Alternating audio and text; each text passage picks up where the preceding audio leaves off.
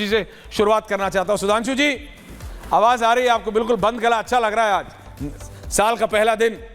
और लेकिन जैसे आज आपने पत्रकार वार्ता में सुधांशु जी, वो कैसे आपने बताया था कि आज कौन सा नववर्ष है, उतनी डिटेल में नहीं जा रहे हैं जितने स्पेसिफिकेशन और सालों के साथ आपने बताया कि वो कौन सा जूलियस सीजर से लेके और कहां तक आप पहुंचे। मेरे लिए तो पहला जनवरी है। हाँ, रोमन देवता जेनुस, रोमन देवता जेनुस, उसके बाद सबकी जय हो। रोमन किंग नोमिया पॉम्पी और फिर जूलियस सीजर ने एस्टैब्लिश किया और पोप ग्रेगरी द 13th ने 1582 में करेक्ट किया और ब्रिटिशर्स ने 1752 में जिसे अंगीकार किया। उस 1 जनवरी की बधाई, उस 1 जनवरी की बधाई आपको भी सुधांशु जी। लेकिन ये बताइए सांसद महोदय, ये आप इतना बोलते हैं 25 की शुरुआत में, बात सिंपल देखिए, थोड़ी सी प्रैक्टिकलिटी। अब जनता भी प्रैक्टिकल हो रही है। जनता कह रही है देखो भैया 25 में जनता को विकास चाहिए। बीजेपी के पिछले 2 प्रदेश के चुनाव में विकास उन्हें बैक सीट पे मिला। बटोगे नहीं कटोगे, एक रहोगे नेक रहोगे, ये ज्यादा रहा। आपकी पार्टी आलोचना सबकी करती है, लेकिन फिर करती वही है। सुधांशु जी, आप आम आदमी पार्टी की सबसे बड़ी आलोचना ये करते हैं, उधर ले आए आम आदमी पार्टी को, कि वो सब कुछ रेवड़ी देते हैं, फ्री देते हैं, पानी बिजली देने की बात आई, शराब फ्री दे गए। लेकिन आप भी तो महाराष्ट्र में वही करते हैं। मैं नहीं कहता शराब देते हैं, लेकिन आम आदमी पार्टी में बीजेपी ने महाराष्ट्र में वो किया। आखिरी इलेक्शन से 15 दिन, 20 दिन, 1 महीना पहले आप स्कीमें ले आते हैं, फ्री कर देते हैं, कहीं टोल फ्री कर देते हैं, कहीं आप लाडली योजना ले आते हैं।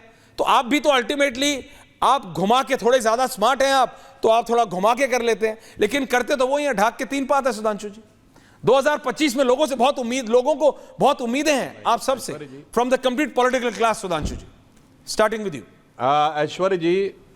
ऐश्वर्य जी, जो मैंने अपनी प्रेस में भी बोला था वो यहाँ पुनः रिपीट कर दूं। आज जनता के बीच में एक बहुत बड़ी चुनौती हो गई है सारे पॉलिटिकल क्लास के लिए, वो है विश्वसनीयता का संकट, क्राइसिस ऑफ क्रेडिबिलिटी। लोगों को लगता है कि नेता लोग जो कहते हैं वो नहीं करते, और तो इस कॉन्सेप्ट को बदलने में सफलता हासिल की है श्री नरेंद्र मोदी जी के नेतृत्व में भाजपा ने। अब मैं बताना चाहता हूं, जो कहा गया चुनाव से, मैं याद दिलाना चाहता हूं 15 अगस्त 2014 को प्रधानमंत्री ने प्रधानमंत्री के रूप में जो अपना पहला संबोधन दिया, उसमें क्या कहा था? उसमें जनधन योजना की बात की थी ना।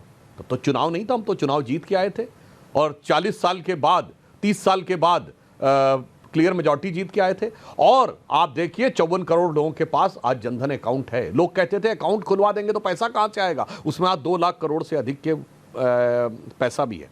अब ये बताइए, स्वच्छ भारत अभियान कहा था, आज 11 करोड़ घरों में शौचालय पहुंच गए। अब जो हमने अपनी आर्थिक स्थिति को आगे बढ़ाया, हम 10वें नंबर की अर्थव्यवस्था थे, तो हमने क्या कहा कि किसान सम्मान निधि 6,000 रुपए होगी, और हमने ये कहा आयुष्मान भारत योजना होगी 50 करोड़ लोगों के लिए। अब हम 5वीं बड़ी अर्थव्यवस्था बन गए, हमारा फॉरेन एक्सचेंज रिजर्व 650 बिलियन पहुंचा। अब हमने कहा कि नहीं साहब, अब 12,000 रुपए किसान को देंगे। अब हमने कहा चूंकि हमारी अर्थव्यवस्था बेहतर हो गई तो अब 70 से ऊपर के सभी लोगों को देंगे। हम पूरे व्यवस्थित ढंग से, और यह हमने महाराष्ट्र में किया। तो मैं बताना चाहता हूं, महाराष्ट्र की अर्थव्यवस्था पूरे भारत की सबसे बेहतर अर्थव्यवस्था है। कोई जाके चेक कर ले कि जब महाविकास आघाड़ी के समय में कितना इन्वेस्टमेंट आ रहा था महाराष्ट्र में और आज कितना आ रहा है। कोई जाके चेक कर ले कि आम आदमी पार्टी की सरकार पंजाब में है, वहां तो इनकी एब्सोल्यूट सरकार है ना, वहां तो कोई इसका जो पार्शियल स्टेट वाला मामला तो है नहीं।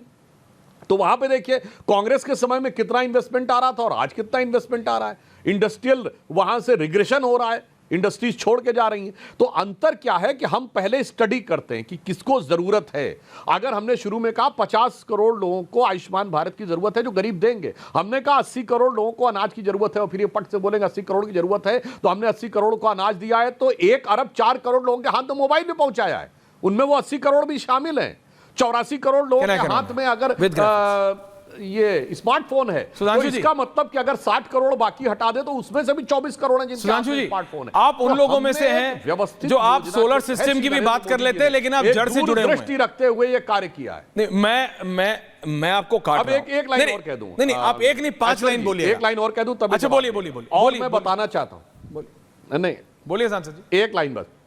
और ऐश्वर्य जी, हम हमेशा से करते आ रहे हैं, मध्य प्रदेश में लाडली लक्ष्मी योजना शिवराज सिंह चौहान जी ने 15 साल पहले शुरू की थी और हमने करके दिखाया। जब हमारी 2008 में कर्नाटक में सरकार आई जी। थी तो कृषि ऋण पर ब्याज की दर पहले साल में 0% करके येदियुरप्पा जी की सरकार ने करके दिखाया था। जब मोदी जी की सरकार थी गुजरात में तो भूजल का स्तर हमने ऊपर उठा के दिखाया था और एग्रीकल्चर ग्रोथ रेट 10% से ऊपर करके दिखाया था। हाई इन्वेस्टमेंट में गुजरात को टॉप करके दिखाया था। इनकी सरकार के समय का आंकड़ा देख लें, 20 सूत्री कार्यक्रम किया। मेरा एक सवाल ले लीजिए। गुजरात 2007-8-9 में लगातार टॉप पे रहा था और 2009 के बाद इन्होंने रैंकिंग बदली। देखिए आपके पास इंफॉर्मेशन का उसको पेश करने का वो तरीका है कि मैं छोड़िए कितने प्रवक्ता आए और चले गए विपक्षी दलों के, वो आपको काउंटर नहीं कर पाते। लेकिन मैं ये बोल रहा हूं सुधांशु जी, आप सोलर सिस्टम से लेके और एक नुक्कड़ पे खड़ी हुई जो कॉमन आदमी है उस तक बात कर सकते, तो मेरे को बताइए ना। मोबाइल फोन आया लेकिन आप एप्पल के सैमसंग के फोनों की बात करते हैं, वो फोन कौन लोग खरीदते हैं? बेसिक, जैसे आपने बोला हमने भूजल के स्तर को बढ़ाया, लोगों को चाहिए कि महंगाई कम हो। प्रैक्टिकली स्पीकिंग, मैं नहीं कह रहा कि पेट्रोल दोबारा 30 रुपए पहुंचेगा, पेट्रोल दोबारा 40 रुपए पहुंचेगा, मैं नहीं कह रहा हूं कि जब आप विपक्ष में थे तो आप जब प्रोटेस्ट करते थे उस समय के रेट पे भी आप आज ले आइए। दुनिया के हिसाब से रेट बढ़ना है, लेकिन लोगों को 25 में यह तो मालूम होना चाहिए कि महंगाई कितनी बढ़ेगी, कितना कंट्रोल में आएगा। लोगों को यह तो मालूम होना चाहिए, युवाओं को, कि नौकरियां कितनी बढ़ेंगी। और मैं सिर्फ सरकारी नौकरियों की बात नहीं कर रहा हूं, सरकारी नौकरियों से किसी भी देश में आप जॉब सर्कल को प्रोवाइड नहीं कर सकते, प्राइवेट प्लेयर्स आएंगे। लेकिन सरकार कुछ तो आए, क्योंकि विपक्ष वो सवाल पूछता नहीं है। विपक्ष संसद में जाके पता नहीं क्या हो जाता है, डिस्कशन होता नहीं, डिसरप्शन होता है। इसीलिए मेरे को पूछना पड़ रहा है कि सरकार 2025 में वो क्या करेगी, क्योंकि अभी जब आम आदमी पार्टी समाजवादी पार्टी आएगी तो डिबेट दूसरी तरफ चली जाएगी। इसलिए I just want to ask this for the people of this country. Sudhanshu ji, आपने महंगाई की बात पूछी तो मैं बताना चाहता हूं, विकास की दर पर कोई किंतु परंतु नहीं है। इंटरनेशनल मॉनेटरी फंड की चीफ क्रिस्टीना जॉर्जिएवा का ऑफिशियली दिया गया बयान है कि भारत इस वर्ष 15% ग्रोथ रेट के साथ वर्ल्ड की ग्रोथ में सबसे ज्यादा कंट्रीब्यूट करने वाला देश बनने जा रहा है और यह वर्ल्ड की ग्रोथ रेट का ग्रोथ इंजन बनने जा रहा है। मैं विनम्रता से पूछना चाहता हूं, इनके शासनकाल का कोई एक वर्ष बता दें जिस जमाने में आईएमएफ ने किया हो। एक दौर में तो 91 में आईएमएफ इनकी बात ही नहीं कर रहा, $1 बिलियन लाने के लिए। सुधांशु जी, मैं इनकी बात ही नहीं कर रहा, मैं तो आपसे पूछ रहा हूं महंगाई की दर पे। सुधांशु जी, मैं तो इनकी बात, मैं किसी फॉरेन एक्सपर्ट के डेटा भी नहीं मांग रहा, मैं किसी फॉरेन एक्सपर्ट का, मैं तो आपसे पूछ रहा हूं कि as a BJP leader, as a BJP सांसद, आपके अपने कुछ टारगेट सेट होंगे कि हमें जनता को इतना रिलैक्सेशन देना है, हमें युवाओं को इतनी नौकरियां इस साल देनी है, हमें ये सारी चीजें प्रोवाइड करनी है। जनता उसके बारे में जानना चाहती है ना कि भैया ये 25 का साल उनके लिए कैसे होगा। क्योंकि आपका तो दूसरी चीज में भी बहुत इंटरेस्ट ज्यादा है। आजकल लोग सोशल मीडिया पे, Sudhanshu ji, just on a lighter note, ये बहुत देखते हैं कि 25 में उनका, अगर वो मतलब उनका भविष्य कैसे होगा, ये एक अलग इंडस्ट्री शुरू हो गई है। लेकिन राजनीतिक तौर पे भी तो लोग जानना चाहते हैं ना कि राजनीतिक दल उनके लिए 2025 में क्या क्या करेंगे। सुधांशु जी, हाँ, देखिए, आप बहुत आसानी से किसी भी व्यक्ति के बारे में निर्णय लेना चाहें तो कोई अगर बच्चा क्लास में पढ़ रहा है तो आप कह सकते हैं पिछले क्लास में इसने टॉप किया था या डिस्टिंक्शन मार्क्स पाए थे तो आगे भी ये अच्छा काम करेगा। तो मैं बताना चाहता हूं 2024 में हम वर्ल्ड की बड़ी अर्थव्यवस्थाओं में सबसे फास्टेस्ट ग्रोइंग रहे। हमने 2024 में वो लक्ष्य अटेन किया कि हम सिर्फ 5वीं बड़ी अर्थव्यवस्था नहीं थे, हम चौथे बड़े स्टॉक एक्सचेंज बने। फॉरेन रेमिटेंस हमारे पास $1.5 बिलियन आया जो पूरे वर्ल्ड में नंबर 1 था, यानी बाहर से भी लोगों ने जो हमारे यहां पैसा भेजा। स्टॉक एक्सचेंज हमारा तीसरे नंबर का स्टॉक एक्सचेंज बना, हम तीसरे नंबर के ऑटोमोबाइल मैन्युफैक्चरर बने, दूसरे नंबर के मोबाइल हैंडसेट के मैन्युफैक्चरर बने, डिजिटल ट्रांजैक्शन में नंबर 1 के देश, हम इंफ्रास्ट्रक्चर में इन्वेस्ट करने वाले नंबर 1 के देश भारत में, और ये हमने करके दिखाया। और इंफ्रास्ट्रक्चर में सबसे ज्यादा जॉब क्रिएट होते हैं एग्रीकल्चर के बाद, अगर ये देखें।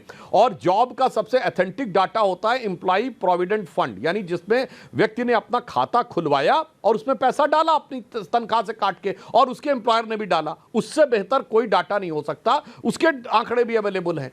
और तब मैं एक बात और कह दूं प्रबुद्ध दर्शकों को, आज दुनिया में यह स्थिति है, जितने प्रकार के युद्ध चल रहे हैं चुनौतीपूर्ण परिस्थितियों में, आप देखिए रशिया यूक्रेन का कॉन्फ्लिक्ट है, इजराइल और फिलिस्तीन का कॉन्फ्लिक्ट चल रहा है, चाइना ताइवान में टेंशन चल रहा है, सीरिया के अंदर जो चल रहा है, सेकेंड वर्ल्ड वॉर के बाद maximum number of global conflict का ये ईयर रहा है 2024, और इसमें दुनिया के कितने देश उलट गए, पलट गए, बिखर गए, कुछ षड्यंत्र के शिकार हो गए। हमारे बगल में देखिए, क्या पाकिस्तान में, अफगानिस्तान में, क्या श्रीलंका में, क्या बांग्लादेश में हुआ। अगर उसके बाद मोदी जी के नेतृत्व में ये देश अच्छे ढंग से चल रहा है तो सिर्फ इसलिए चल रहा है कि मोदी है जो मुमकिन है। तो जो हमारे मित्र बैठे हुए हैं, ये प्रबुद्ध व्यक्ति हैं, तो इनके लिए एक लाइन कहना चाहूंगा, हाँ, प्लीज शेर मोदी जी की तरफ से, कि हमें इल्जाम मत दीजिए, बहुत अफसोस होता है। हमें इल्जाम मत दीजिए, बहुत अफसोस होता है।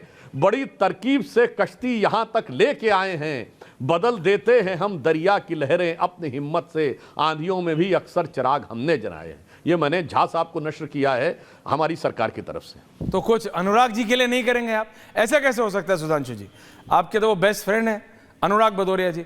कल मैंने इनसे पूछा कि पूरा साल निकल गया, एक दिन ये एक ऐसे व्यक्ति हैं जिस शोरूम में घुस जाते हैं उसमें हरा रंग का कुछ नहीं छोड़ते। मैंने कल इनसे लाइटर नोट पे पूछा, गुरु ठीक है, मतलब इतने स्टाइलिश आदमी हो, हरा रंग बहुत अच्छा है, मेरे पास भी होगा, आपके पास भी होगा, पर हरे रंग के अलावा कुछ है ही नहीं इनके पास। 24 से 25 आ गया, he is always draped in dapper but in green. Sudhanshu ji, एक लाइन तो कुछ इनके लिए आप पेश करिए आज। सुधांशु नहीं, देखिए मैं कहना चाहूं, ये तो एवरग्रीन प्रवक्ता है। पार्टियां बदली, मौसम बदला, साल बदला, अगर नहीं बदला तो इनका लिबास नहीं बदला। और अभी आप देखिएगा, अभी तो डिबेट शुरू नहीं हुई, अभी आप देखिएगा जो कुछ बोलना शुरू करेंगे हमारे भदौरिया जी, वही चीज बोलेंगे, वही स्टाइल में बोलेंगे। भाषा, शब्द, शैली, वाक्य विन्यास और हस्त विन्यास दोनों एक ही सा दिखाई पड़ेगा। तो इनके जैसे एवरग्रीन व्यक्ति को हम इस बात के लिए नमन करते हैं कि इन्होंने अपनी विश्वसनीयता एक तो बना के रखी है कि इनको हरा ही हरा दिखता है और हरा ही हरा अच्छा लगता है। भगवान से वैसे अदावत रहती है।